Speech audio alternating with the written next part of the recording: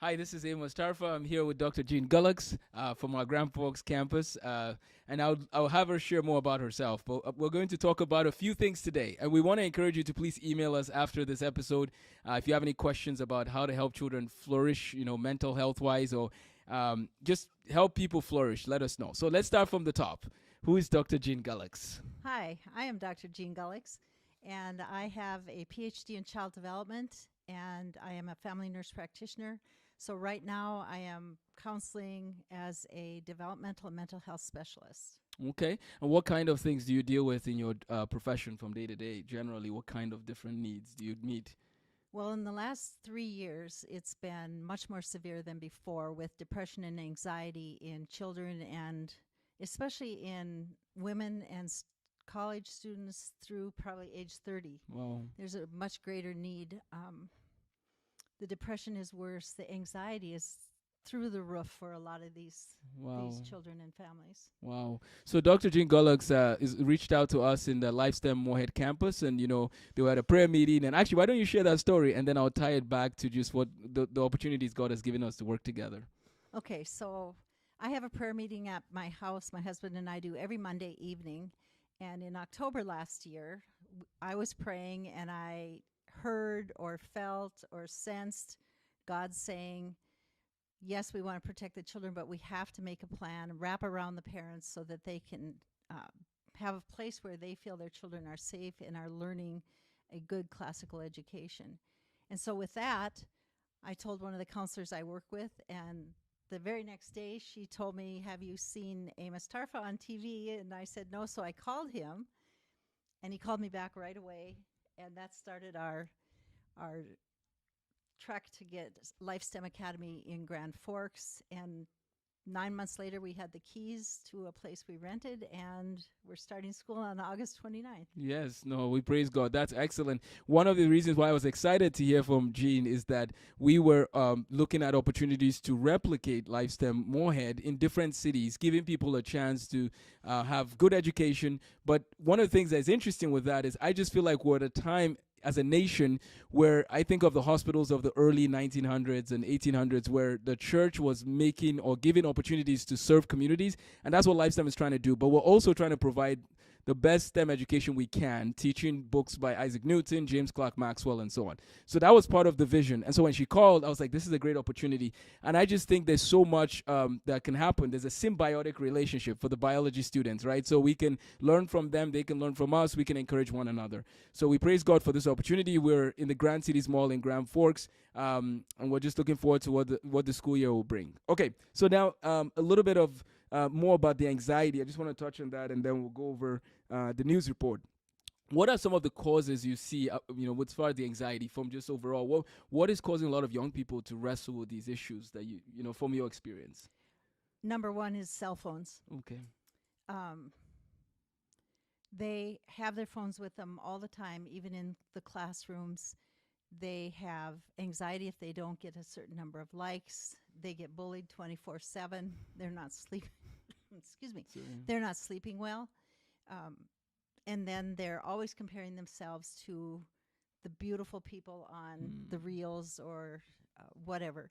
It's very, it's a big change, and it increased in use since COVID when they were isolated. And at that time, they started falling behind in school and they were lonely. So not only the anxiety, but the depression increased. And I had so many who were cutting, mm-hmm. having suicidal thoughts. Unfortunately, very unfortunately, very tragic, I had a 9-year-old who actually did kill herself because she was told that if her grandmother got sick, that her grandmother would die. And she couldn't see any of her friends. And that tragedy that I know of in the area is the only one that's severe. But there are so many others that have those feelings, those sense of loneliness, Yep. anxiety. They're not performing well. Interestingly, the high-performing students, like the honor students, have also slipped 6 percentage points in their grades. And so they're feeling anxious because their grades aren't what they used to be. Yep. So they really lost ground across the United States during that isolation period, and they Yeah. have not gotten it back. Mm. Third graders are being taught phonics, and they should be reading Yep. instead of learning phonics. Um, but one of the sad things is the standards have changed. Mm. So instead of teaching the kids, backing up, getting the fundamentals, making sure they understand what they're doing in math or science or reading or writing, they're changing the standards. Mm. So they're taking away grades, they're decreasing the standards to get into universities. Yep. And so we have a lot of mediocre children who could excel, who Yep. are not excelling. Now, there are exceptions. Yep. There are exceptions. There are students that are still excelling. Yep. Wow. We're gonna try and take this and maybe break it into a series of talks whenever you're in Fargo again. Would love to do part 2 for sure, because as I'm listening now, you're bringing up some different levels of issues. And one of them, I think of what you said about the standards. So already we have these mental health concerns, but then our society has these changes going on. So now I used to joke, but there's some truth to this, that, be careful who you hire who graduated around 2020, right? In terms of those college graduates, because some of them were just told, okay, you've graduated, we're just going to give you the credits, just go. And so you begin to wonder, what is the quality of these people that are going into the different places of work who didn't finish the required work, but we just had to move on.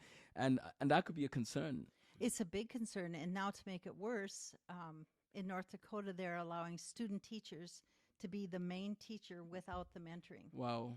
And that's scary because student teachers are not ready for a classroom. Yep. They haven't even been in a classroom. Yeah. And now they're the head teacher. Wow. That is not going to bode well for them or for the students. Wow.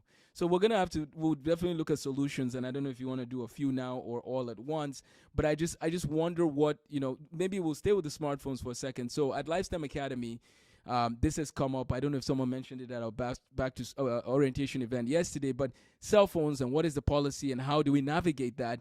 And I really want parents to realize that the children shouldn't make the decision on this one. The parents have to make the decision.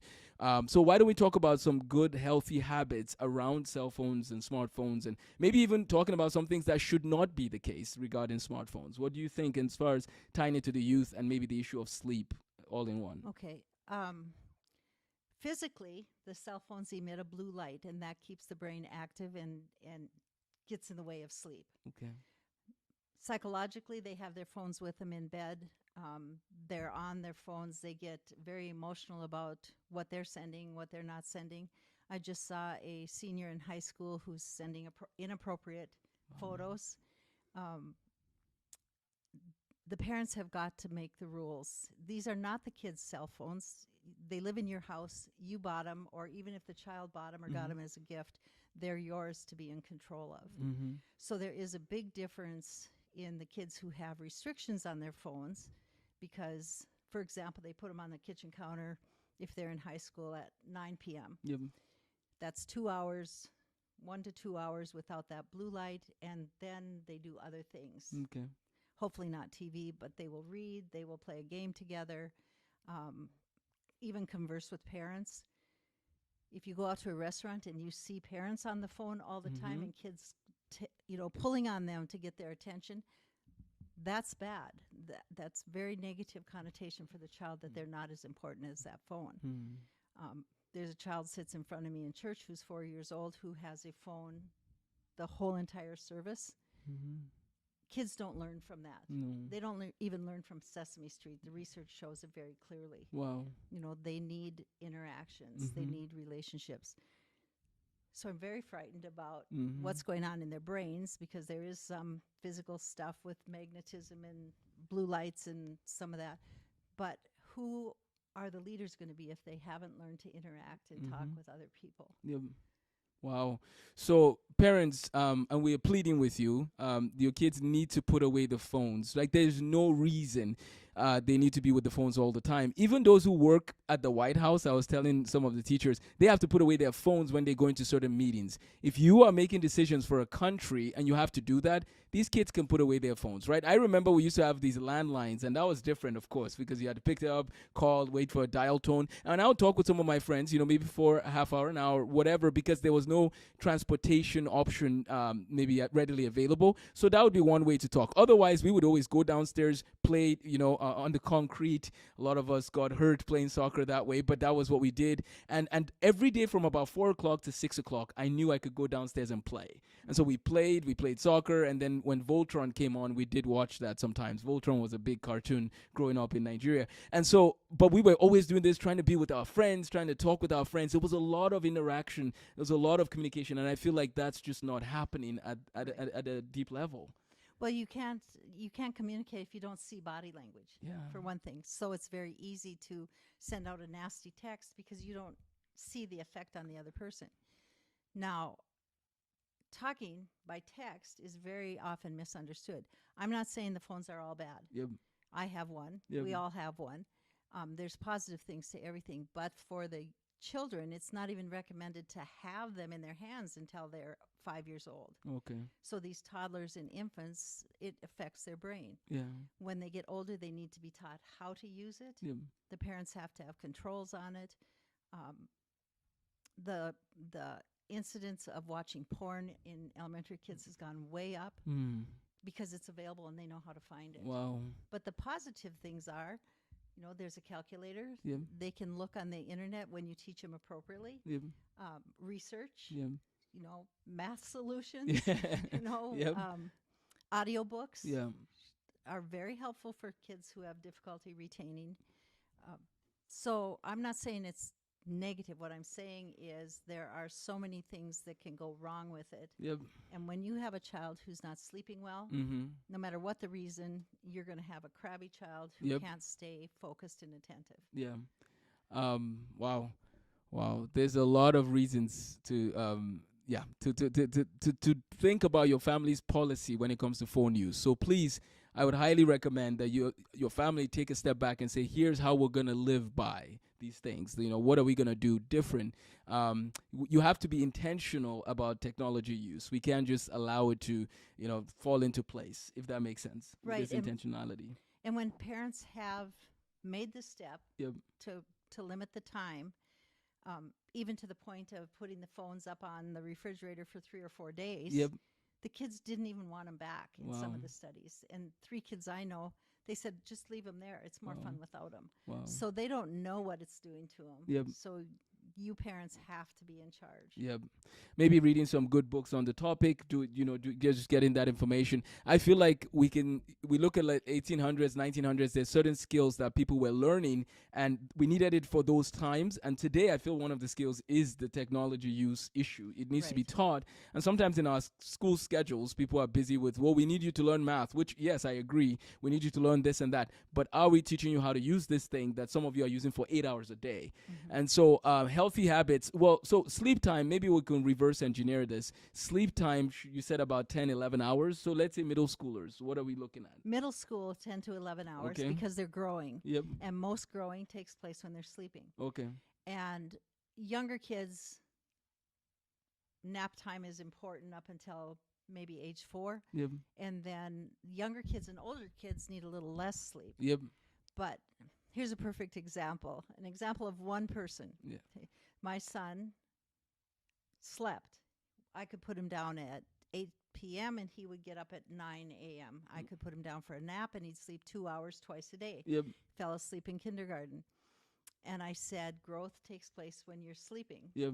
He's 6'9". Wow. 6 feet 9 inches. And I said, I had no idea that. Of course, that's not the only reason he's that tall, but it's kind of a fun anecdote. Yeah. Interesting. So, and let me think of when they come to school. So they come to school at 9 a.m. So I like to see them have an hour buffer at least. Don't just wake up and roll into school. So if that's 8 a.m. and then we work our way back. So yeah, I would say for sure by 9 p.m. families should say no more. Sure. Okay. So I think we need to just encourage families. The kids don't need their phones in their rooms by themselves. No. 9 p.m., let them read books if they want to do something or interact with others, as we said. But please, let's definitely look into that. We're going to do more conversations on this in our technology etiquette course, which I will be sharing with Grand Forks and Moorhead, where we basically learn computer skills, Word, Excel, PowerPoint, and then we learn about smartphones and social media and the dangers of that. I actually have a book here. This one. This one is tools and weapons, which I don't agree with some of the people involved in this field, but I just wanted to say that they even have to acknowledge that some of the things they've brought up have some danger to them, such as technology. The ADHD one we're going to get to in a second because that's the other field I know you do a lot of work in. But I'm actually going to take a break here and pause, and I'll come back for more of the solutions. So if that's okay, I'm going to take a quick stop. We're just going to get some students situated in their room, and I'll come right back. Does that sound good? That sounds Okay, good. we'll take a break for a second. We'll be right back.